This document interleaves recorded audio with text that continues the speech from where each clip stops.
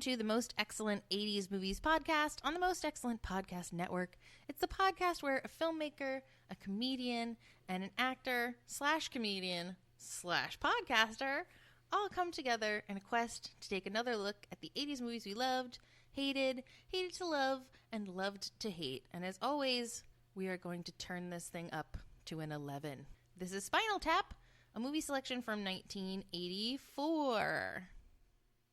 Through 2 decades, 17 classic albums, countless unforgettable concert triumphs, they changed the face of British rock music forever. And the best part is, they're back. Spinal Tap, get out there, you're on! Now, they're on the verge of the greatest comeback of all time. Rock and roll! No sleeping! This is their moment. Right straight through this door here, down the hall. Yeah. Turn right. Their time has come. Rock and roll! Any minute now. Any second. Hello, stage. I think we're lost. There's a little jog there, about 30 feet. Jog to the left. Get ready. Get set. From hell, Spinal Tap.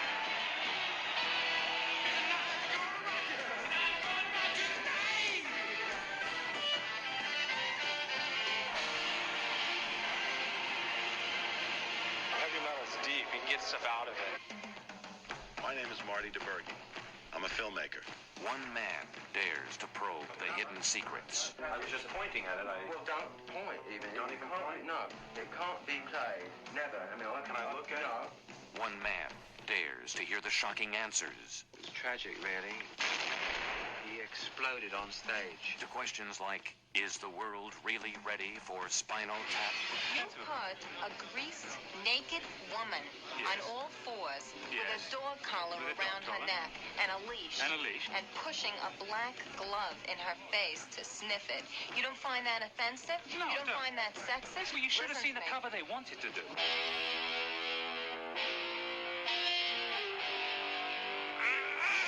Get me out!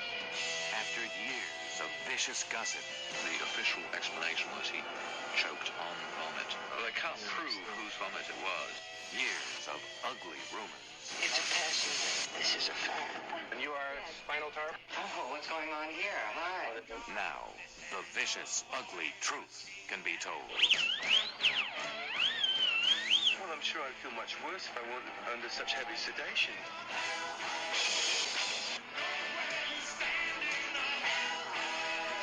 Into America!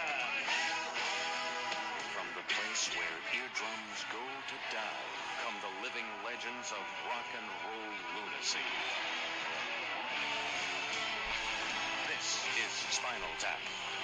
You know, it's like Hemingway said, remember them as they were and write them off.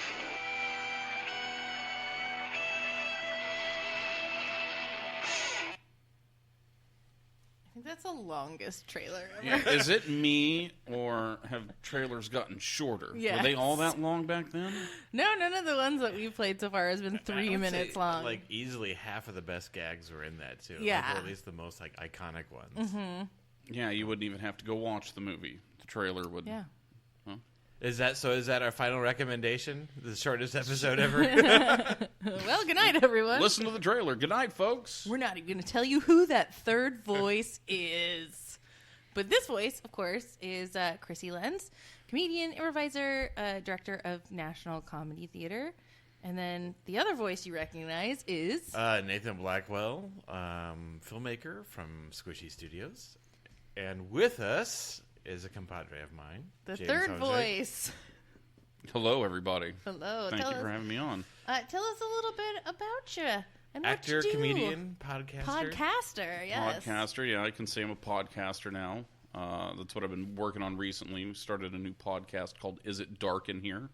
It's a dark comedy podcast. We do a little sketch, and then we do a little traditional podcasting. And, yeah, everybody should check that out. After you're done listening to this podcast. In order, please. In order, please. And then check out Does It Dark in Here. And then just doing stand-up and, a little bit of acting here and there. Yes. Whenever Nathan will cast me. Yeah. We've James and I. So right before the podcast started, I was doing the math in the bathroom. Mm-hmm. It's been as I always do. Bath math. We've known each other more than half of our lives now. What?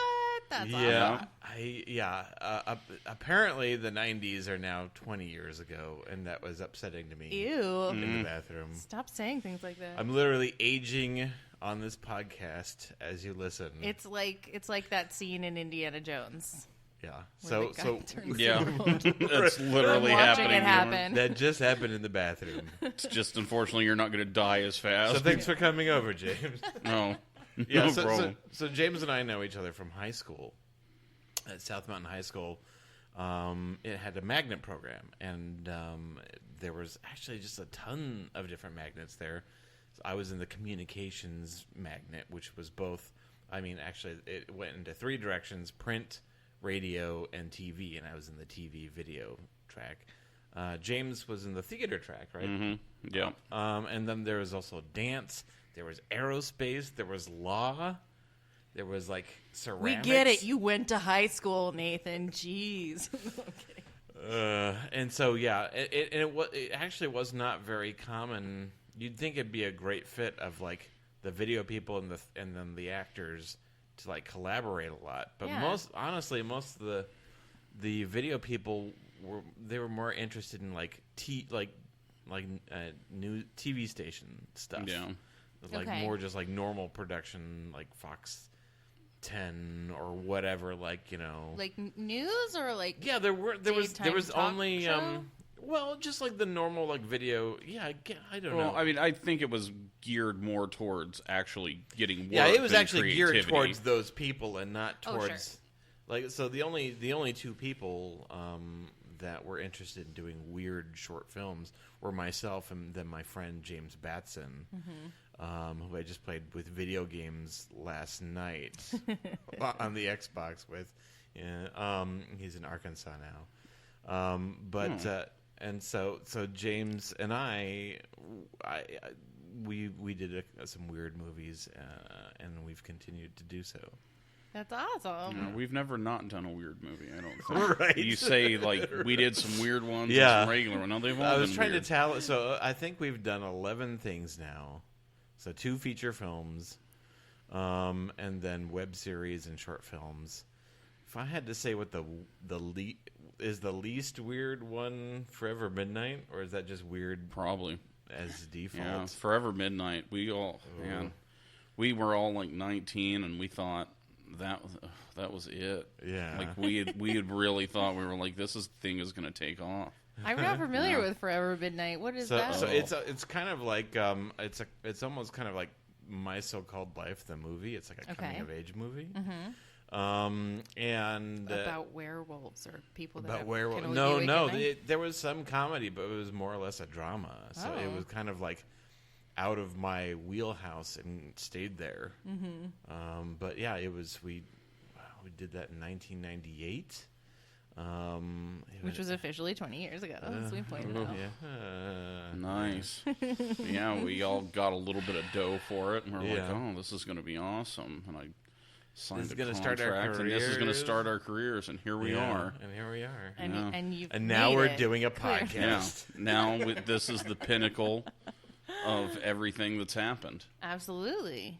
I mean, But does it get better than being in the totally echoey and drafty back room of an improv comedy theater, Which has on no Main front. Street in Mesa? Yeah, It has no where the front is currently. missing. No, Yeah. I don't. But I the- don't think so. But we're still friends, and we're still making weird things. Yay. Awesome. And we're Well, getting paid the that's same that we exciting. got paid. Yeah, back then. pay rate is money hasn't gone to our heads. We Yeah. can definitely say that. Okay, so we watched This Is Spinal Tap.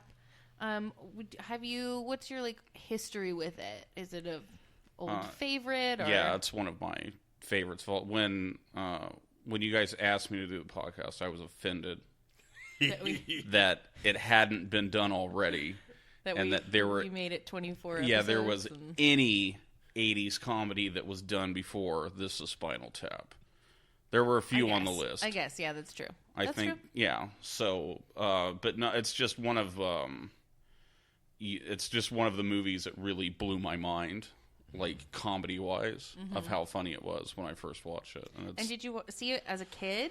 I think the first time I saw it was in high school. Okay, that would make more sense to me. Yeah, like it's definitely not one of the movies where it's like, yes, I watched as a kid over and over. Well, it was one of, well, I did watch a lot of comedies as a kid. Like, I mean, I watched like, you know, I would watch Blazing Saddles continually as a kid, or like Young Frankenstein. Trading Places was another one I just used to watch like over and over again. And Trading Places was one that I thought of, but I was like, I have. So my dad would usually get me into movies. My dad was kind of a funny dude. But he never got me, like I was enlightened to Spinal Tap. I can't even really remember how I got into it. And I think I saw Waiting for Guffman before I saw Spinal Tap. And then I went back and saw Spinal Tap, and I thought it was so much better than Waiting. I was like, that's kind of funny, but this is like mind-blowingly funny. So it's just, that is one of my like top Mount Rushmore comedies. This is Spinal Tap. I definitely saw it in high school too. I think it was one of those movies where it was, you know, oh, you've never seen this? Yeah. Well, just sit down. We're going to watch it right quick, you know. Especially like being in improv as a kid too. It's like, but the movie is improv. It's an improv movie. They just make it all up while they're sitting there. And, but yeah, I definitely didn't see it as a kid. It was fully the 90s when I watched this movie. What about you, Nathan? I saw it a little later, but not too much later. But it was definitely one of those ones to where it's like, you've got to see it. It's one of the best comedies ever. And I'm like, yeah, okay, you know. But probably when I was about like 20, I eventually saw it, and it's definitely awesome. I think it's my brother Logan, his favorite comedy for sure. That would make sense. Now this would be right in Logan's wheelhouse. Yeah, absolutely. Since Logan originally started like in music too, and that's one of his passions. Yeah.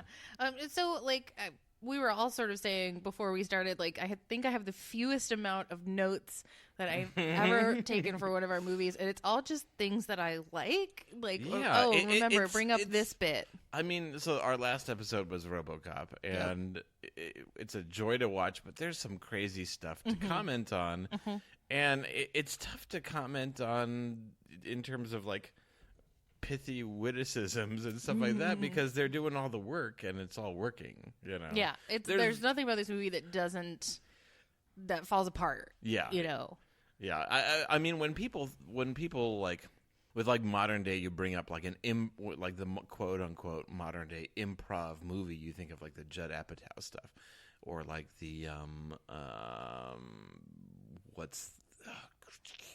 you know, it's where they kind of leave the camera on and they keep doing riffs and things like that, you know, as opposed to, you know, sort of like a fake documentary like that where they kind of let the actors like fill in the stuff. You know, you think of like Melissa McCarthy just going on for hours and adding in extra stuff.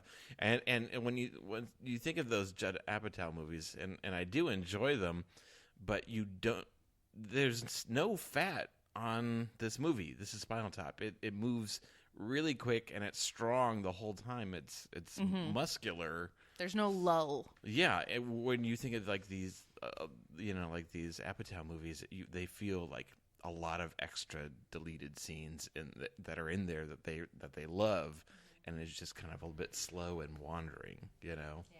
I think a lot of those improv type movies that they do now, people are always trying to one up themselves or like push it further.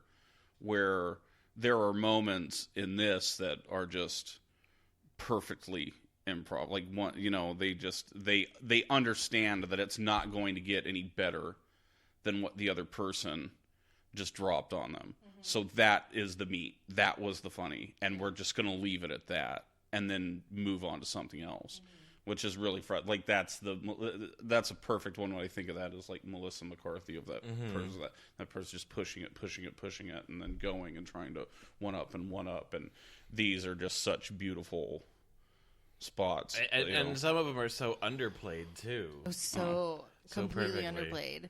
Yeah.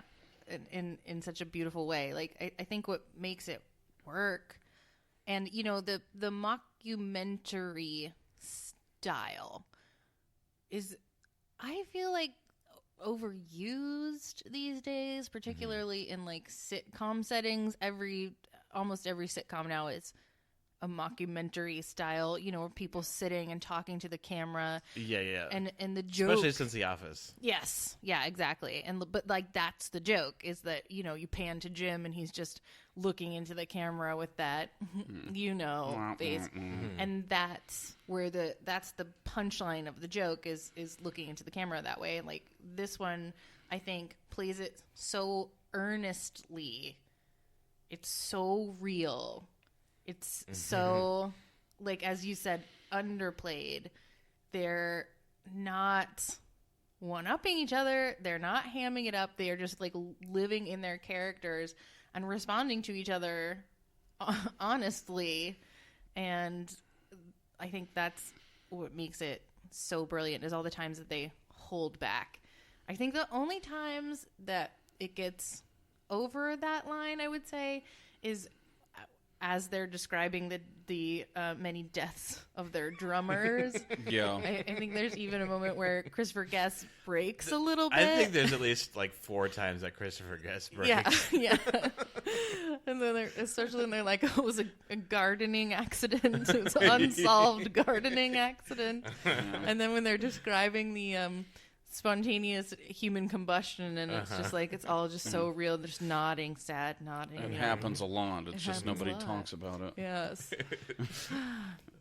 But yeah, this is one of those movies, though, even when you're like, you're watching it alone at home, you're going to, there's multiple moments that you're just going to laugh out loud, which is rare. I did.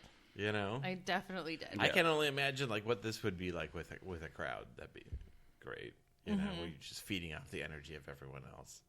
Yeah, that would be a fun movie to watch a lot, like in a crowd. I also think it is a fun movie to, and I have said this about a lot of the movies that we watch, but this is a movie that is fun to show people who have not seen it.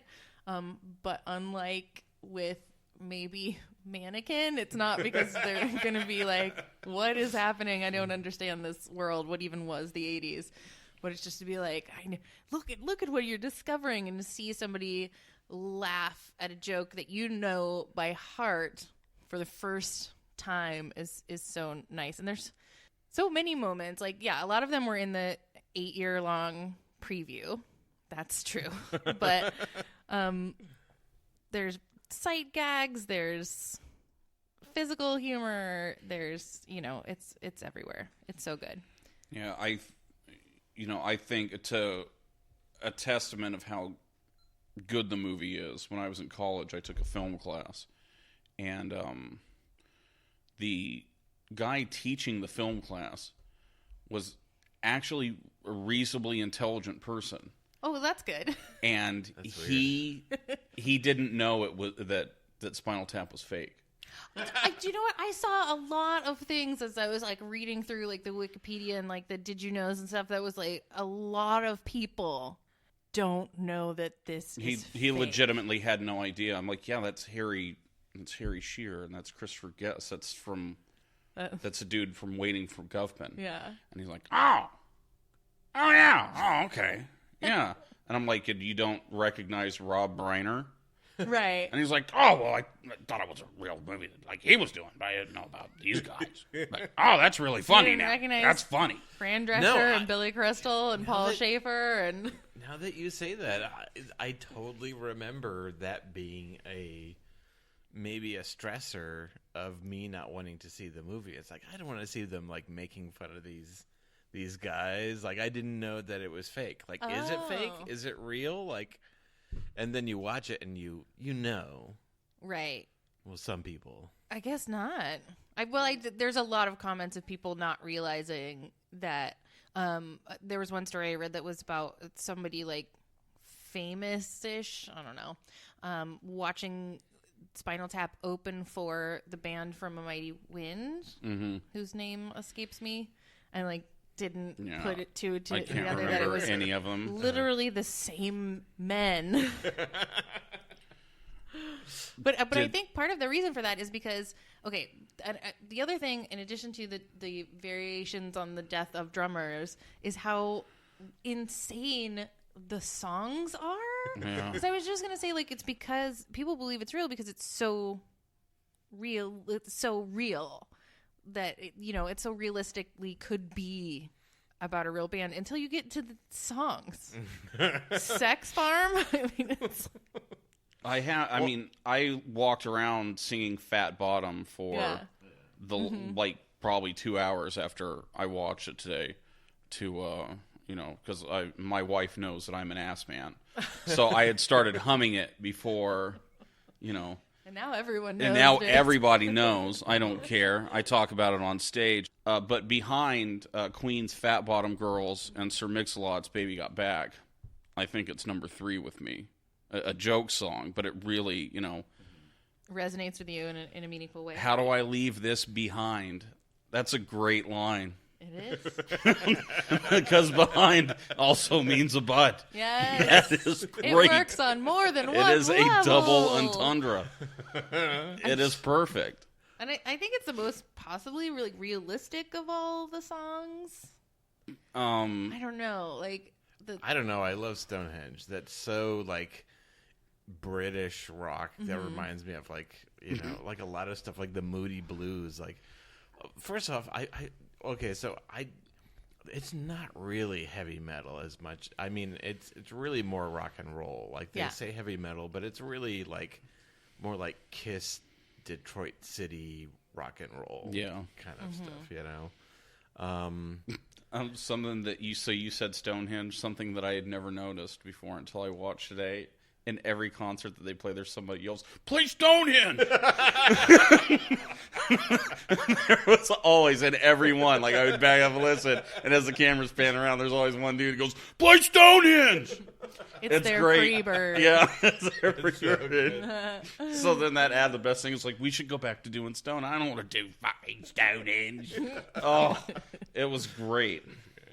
But anyways, yes, the music it's funny, and they wrote it. I mean, I think that's the kind of the amazing thing about it. You do want to track down those records. Yeah. Yes.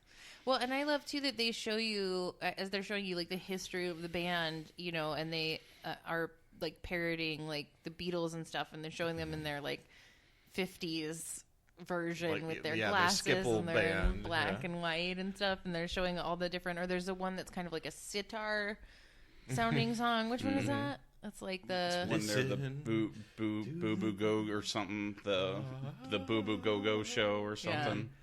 Yeah. I also love one of my favorite jokes in the movie is that they have an album called Intravenous de Milo. That is hilarious. And then they have the Venus de Milo with no arms, but they have the needles going in the stubs of the arms. I thought that was great. That's a good bit. Yeah, Intravenous de Milo. Or when he's playing the piano and he's like, I'm influenced so much by Bach and Mozart. And then the name of the really song is... it's called My Love Pump. Yeah. Right. A beautiful, sad... Yeah. So good. But those are the favorite. Those are there's two kind of the stupid people that I love, and there's two ways to play the stupid. There's the stupid person that just has no idea that they're stupid.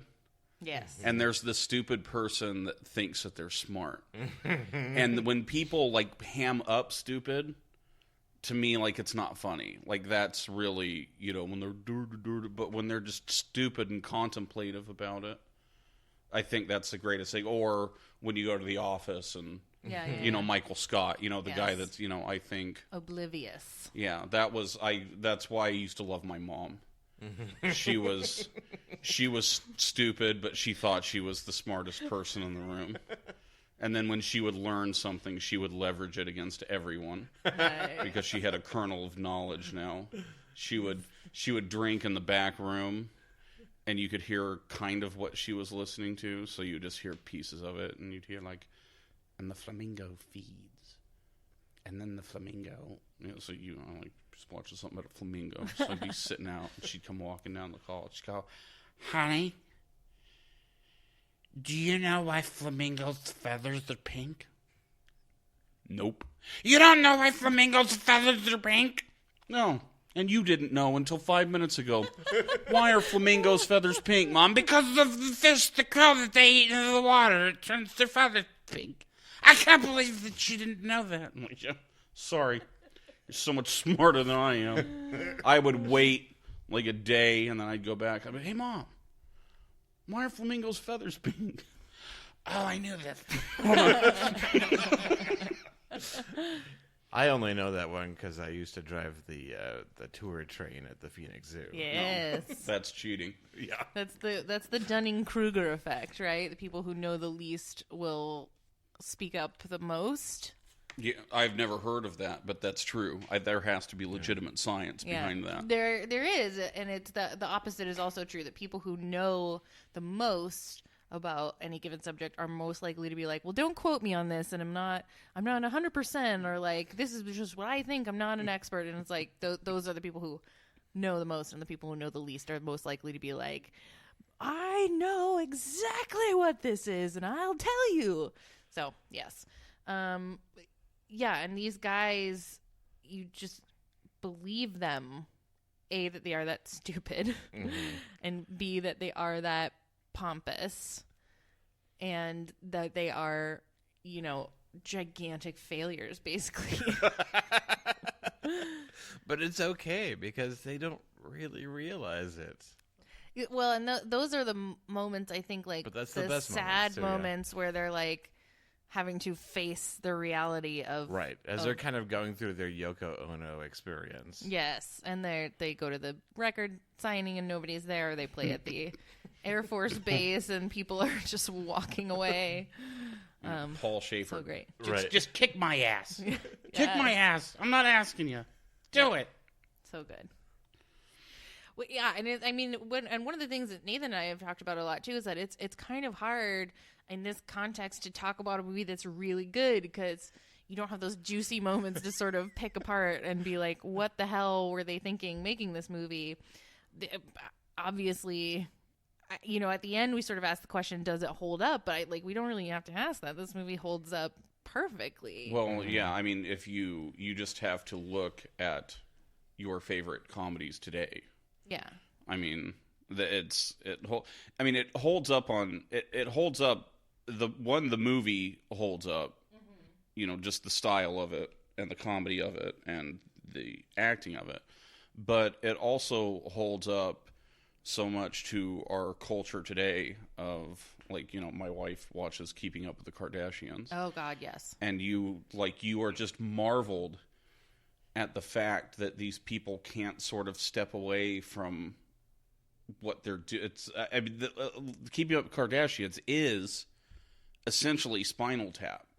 I mean, if they would ever go away, that would be the greatest show, is to follow them around when nobody cared about them. But I don't know that it'll ever happen. I've been waiting for years and years and years, and it's just picking up steam.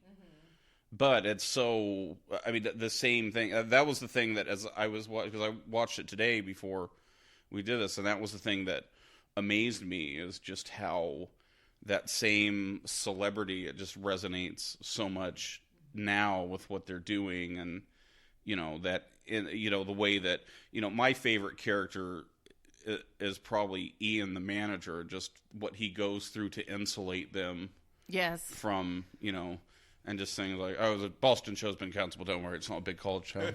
Just like these great little things. And why did he get the offensive record? Oh, because the women were abusing him. It was the opposite. It was the opposite. That's why. Yes. And I mean, I think even the moment where he is confronting Michael McKean's character about whether or not he should be the manager anymore, and they're having that fight. And she's chiming in. Oh my God, what a terrible character, the girlfriend. One of my favorite lines in history ever of all time is, "I'm not going to take orders from a woman, especially one that dresses like an Australian's nightmare. I told that to my wife, and she's like, "What is an Australian's nightmare?" I'm like, "I don't know." I don't know. But that and I never want to know. Yeah. But I know what a dress is like because I've seen it. Someone that lives amongst crocodiles and kangaroos and wild whatever they fear is what that woman is. Mm-hmm. Even the reality too of like, and it's just, I think goes to them being like so good at improv. Is that during that fight scene, and even during all of the fight scenes, really, no one else chimes in. Like, there's 6 people whose job it is to just sit there and look away and not chime in, and like only 2 or 3 people ever get in on the fight or have anything to say about what happens to them at all. Like, I don't think Harry Shearer ever gives his opinion on anything. No. So, second greatest line in that scene. That's one of the things I love about Harry Shearer, is the genius of him being he has a line where he's like, they're fire and ice and I'm lukewarm water. Yes. That's the role that I play here. But that whole thing, when the fight goes on, I've got a question. Are we going to play Stonehenge? Yes. I've got a we're not. very practical question. Are we going to play Stonehenge? No! But yeah, let's get the midgets further away from the Stonehenge, and then it won't look as bad. Oh my goodness. Yeah, well, and the practical discussions of completely insane things are the best when they're like, it said 18 inches, right? It says 18. This is the thing. This is what you asked for, right? And they're having like all those. Angelica Houston. I know, right? No one noticed that was her when they were not sure that this was a movie. Yeah, and it's. I used to sell windows, and all the time people would come in with measurements, and they would write feet instead of inches. So it would just have the one little tag, and I would think, I'm like, 18-foot window. So this is going to be a 36-foot by 18-foot window. Do you live in a mansion? I don't know how we're going to transport this. No. Perhaps we can. That's an expensive piece of glass. Get a few semi-trucks back to back. Let me put another hash mark in here. There you go. So good. This is the only movie to where the extra little bits that they put during the credit roll those are actually classic moments from a movie. Yeah. That's do you think you'd be happy at that job? What are the hours? You're right. So brilliant. Yeah. Oh, do you have it in black? Like the questions he thinks that people who have jobs ask. I love it. Right. Or like the origin of his name, David St. Hubbins. St. Hubbins was the patron saint of quality footwear. Yes. Quality footwear. It's so good, and it's so specific, and that's, another hallmark of good improv as well. But I think kind of part of the reason why it holds up so flawlessly is also because it's a documentary about a band from the 80s, so it doesn't have that problem that some of the movies we watch have, where it's like you want to imagine it today. Like, it already is encapsulated it's kind of in like its own time. Yeah, most movies are kind of poured into a genre, but not just a genre, but like a very specific genre for that time. Like you could say like an action movie is a genre, but like certain types of like Stallone 80s movies are very much of the moment of the time, and even Stallone doesn't make those same kind of movies now, right? And so except for Rocky, he still makes those. Okay, with a few exceptions, but but like by kind of going the documentary route, they're not kind of connecting with what was popular, what was conventional for like comedies, then with the rockumentary. I mean, even like the mockumentary really wasn't even was it even in the vocabulary at this point? No. I believe this was the first. That, and I mean, I think all of the work that they do, I mean, when you look at their, like Waiting for Guffman is a perfect encapsulation of just what that was. So it's just timeless, like you wouldn't, or like A Mighty Wind, like you're going back and, this music isn't played anymore, so now, we're going back to this time. So I think that I wonder if that's intentional, of them grabbing, like, they just see a perfect moment that they can grab, or like Best in Show, like, that's always timeless. Those people are always going to be there. I think that they're very sort of genius of that, of, get this band that's a fish out of water and a little bit past its time, because there's always going to be that band. Right. As we keep pushing forward, you are always going to have people out of time. Yeah. People who like something that no one else likes anymore. Well, it's not like you couldn't do one of the things where, like, oh, we'll do it with a female cast. Yeah. We'll do it with this. You would have to do something totally different. Yeah. Or it's going to be so compared. Like, if you did like a Spice Girls mockumentary style thing where it was all flipped, it would be so compared to this movie that it would have to be just amazing just to even to Did work. you see the movie that... Is it Popstar? Yes. No, I didn't. Never Stopping? I want to, but yeah. Well, that... so, with all... One, his... Which is funny, because he does Adam Sandberg. Andy Sandberg. Andy Sandberg. Like, his mockumentary stuff is just off the chain. Like, I don't know. But also the music. Like, he actually... Lonely Island actually really writes and records, like, really awesome music. So I think maybe that's step one, is you have to actually be able to play music to make a music mockumentary. That probably helps. But I mean, his, the character. I mean, I liked that movie, but like the other stuff that he does on like HBO, like the tennis one, or the Tour de France one. Yeah. The Tour de France just, it killed. He's Nigerian because his father owned a diamond mine. And he's the only kid that could afford a real bike, so he was the best bike racer. And I'm like, that is just, like, amazing. I laughed so... Tour de Pharmacy is what that's called. And I laughed so loud while watching that I woke my children up. And they're like, Mom, are you okay? And I'm like, yes. Go back to bed. John Cena's being funny. Just go back to bed, sweetie. But I think it just comes from authentic characters. Like, that was, that finding that one drive for that, like the kid that was Jackie Robinson's nephew, and he wanted to be the first at something. Yeah. And everybody had taken everything except cycling. Yeah. Like, that's great.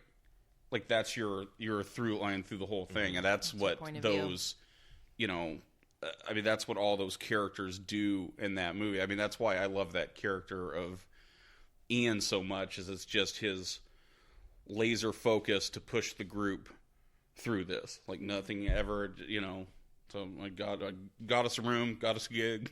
We locked us, but everything's okay. We'll get the album. I guess his character too reminded me in a nice way of, and probably the only British person in the film. The only really British person, yes. Of the Rhys Darby character in Flight of the Conchords, which is not a documentary, but like that the manager who's like, "It's all gonna be okay. Like, you're playing a gig at the corner of a, right. But it's going to be great. This is the thing. This is going to be the next thing."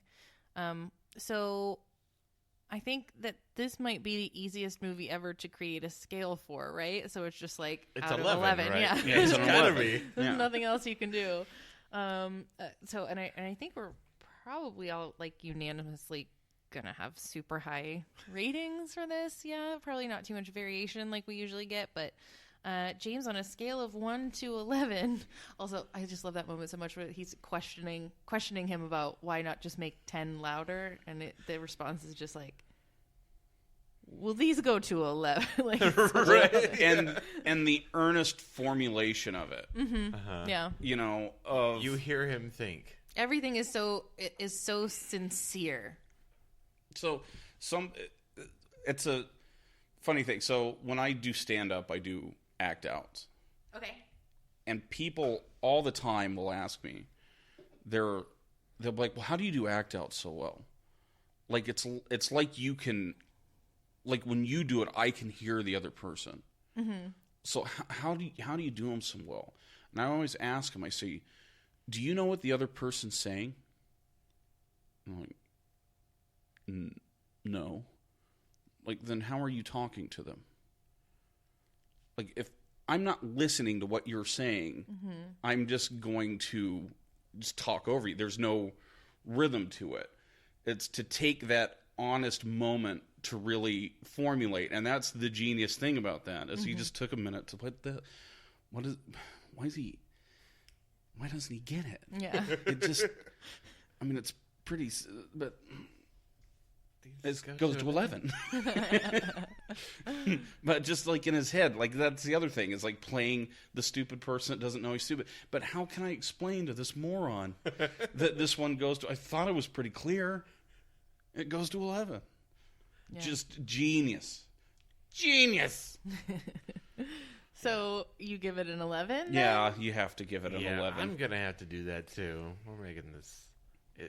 Why do we even do this part? I know, right? Say 11. Yeah, right, I don't. If there's somebody that doesn't give this thing an 11, then you let me know, because we got to give them a talking to. We'll sit down and try to, that might be a podcast, just to sit people down and who don't like something that you like. Please message our Facebook page.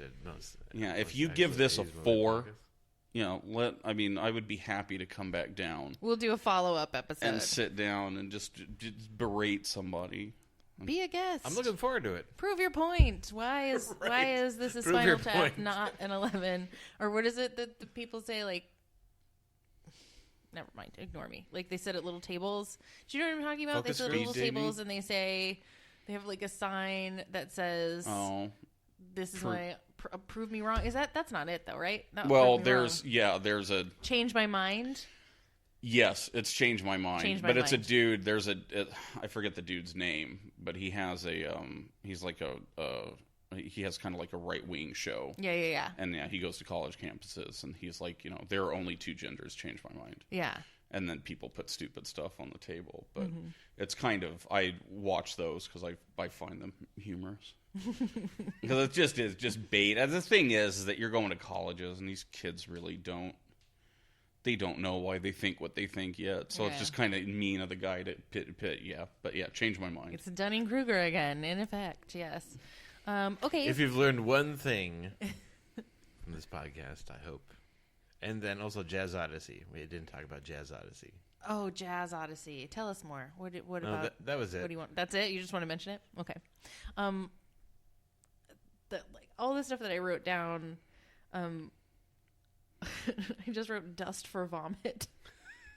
You can't dust for vomit. You can't dust for vomit. That's another, a beautiful little, and he choked on vomit, but it wasn't his vomit. So are any of these moments still are ingrained in your normal life?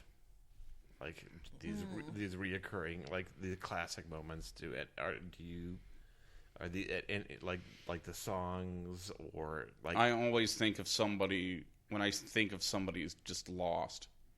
Oh yeah. I always say to myself, Cleveland, rock and roll! Rock and roll! They're never getting out of the basement. I've said that to myself numerous times. Like, this person is just walking around the basement of their life, and they're never going to get to the stage. It's a bit of a jog. I think just I put a zucchini in my pants. Oh my god. No. Yeah. But why wrap it in foil? That's what I want to know. I mean, you don't want it to... Do you not want it to go bad? I've never understood that either. I don't... Why was it wrapped in foil? I think to protect it. To give it a realistic texture. I don't know. I don't think the foil would do that. Well, but that's... No, I know.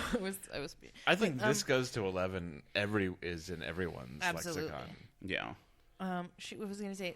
The reason, their justification for why their audience is all young white boys is that, like, women are scared of the armadillos in their trousers.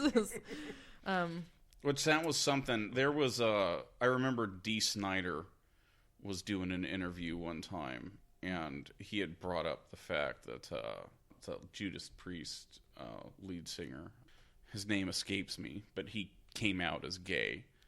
So Dee Snider was just like, he was like, man, all that stuff is homoerotic. Yeah. You got guys dressing like chicks and leather, singing songs about just audience is full of dudes singing about chicks. He's like, there's all kinds of weird stuff happening here, man. It's like, I don't even want it to be psychoanalyzed or anything because there's crazy stuff going on. Yep. And then Rob Halford would go through and he would be like, all these like dudes, like these hyper masculine guys, like, go back and listen to some of those Judas Priest albums. It's like, look at the lyrics real close. Well, yeah, this is why like adults and parents were so freaked out about like heavy metal, and again, it's like this. I'm not familiar with Kiss, but I went back and listened and looked at some of their stuff after I saw this because that was kind of like the comparison. We're familiar with Gene Simmons' work on robotics, but I'm really more familiar with his acting career. But yeah, it was meant to be shocking and to make people angry, or at least like the previous generation uncomfortable. The man. Yeah. So, what would your deep cut recommendation be? So mine is, and boy, I hope it holds up. So there's a mockumentary about low budget filmmaking called "And God Spoke." I don't know if you've ever heard of it. It's not super popular, but I think it's on Amazon Prime right now. But it's about these B movie filmmakers, never made a good movie in their life, deciding to make a Bible epic. Nice. And so it's kind of them trying to make a good movie using their low budget sensibilities, not really being Christian, but really wanting to make a Bible epic, which they see as the best-selling book in history. Nice.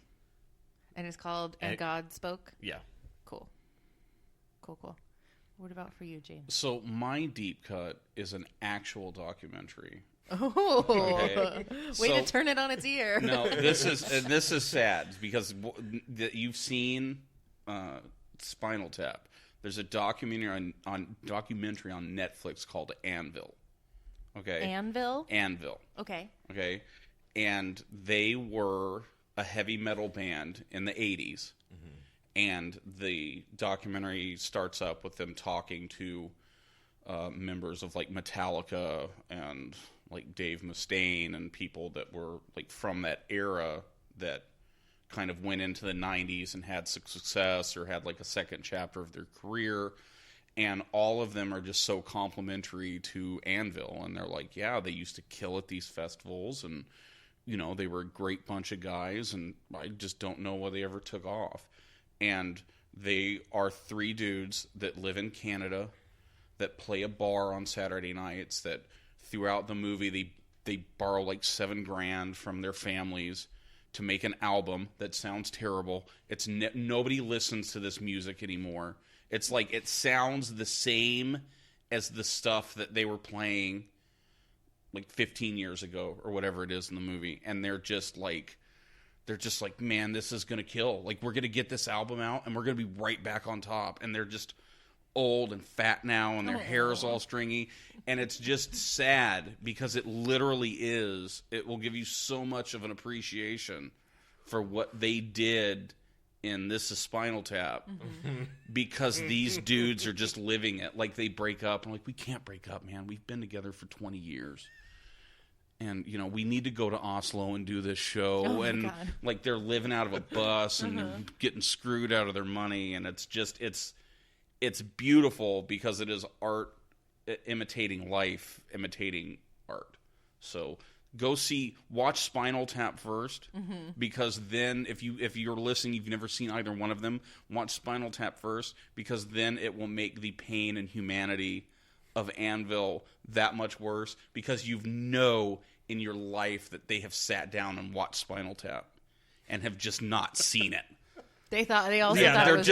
They just didn't. They thought it was real, yeah. Yeah, that movie is a mirror, and they just didn't see it. They're just like, wow, I'm glad we're not these guys. Yeah. Wouldn't that suck to be them?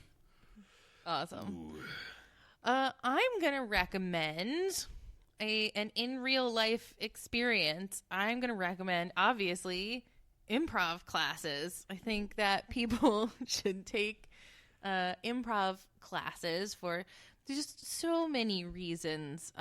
But, you know, some of them include a lot of what we see so beautifully demonstrated in the improv in this movie, which is, you know, as James pointed out as well, listening is key, not working as a team. Absolutely. And not like thinking of what you're going to say next while the other person is talking, but actually engaging in that listening and sort of that, even that active, you know, and what I'm hearing you say is this, is that, am I hearing you right? Kind of a thing to support the other person's ideas and add to them, which are like everything they ever say about any of their drummers is a master class and like subtle heightening of like, he choked on vomit. Oh, so sad.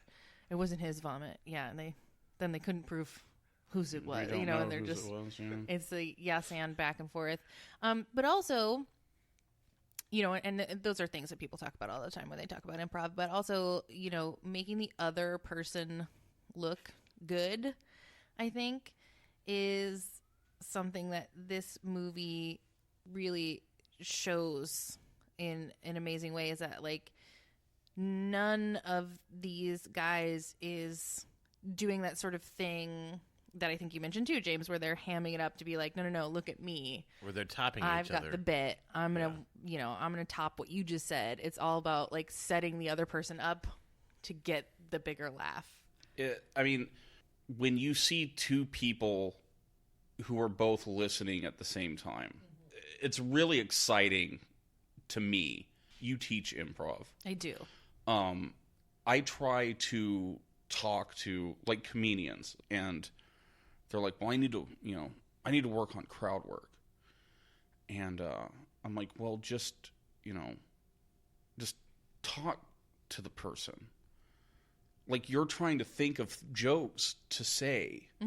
Like, don't talk. If you want to do crowd work, talk to the people. And then funny things will come from that.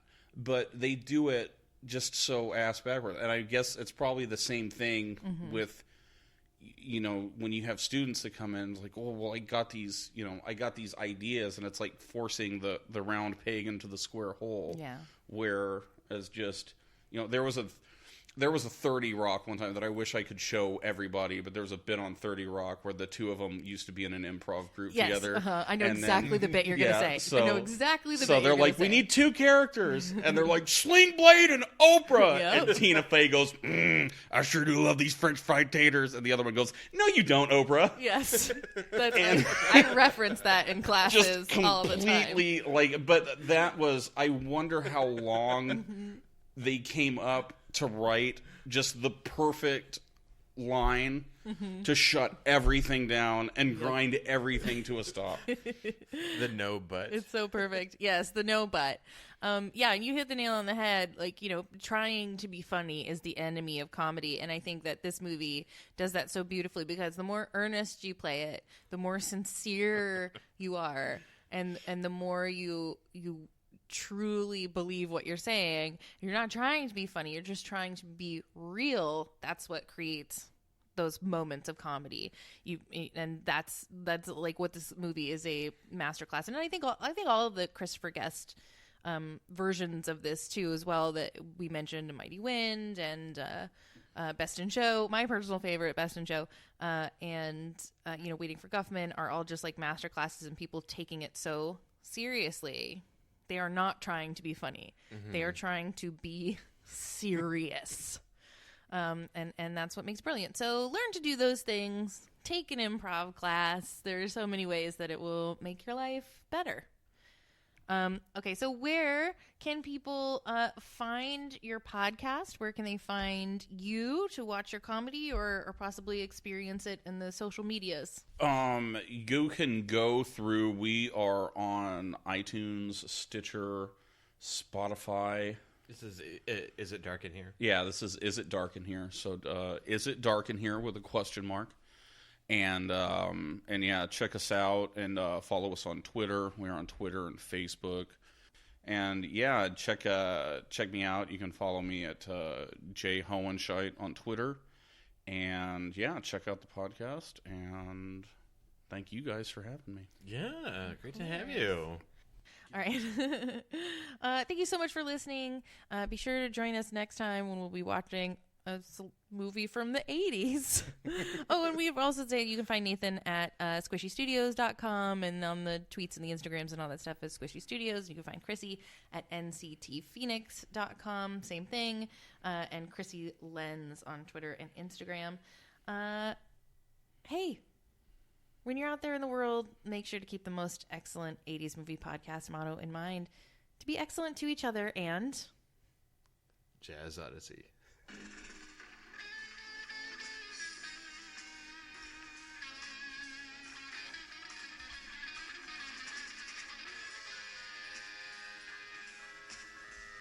I am going to play this entire clip. Okay.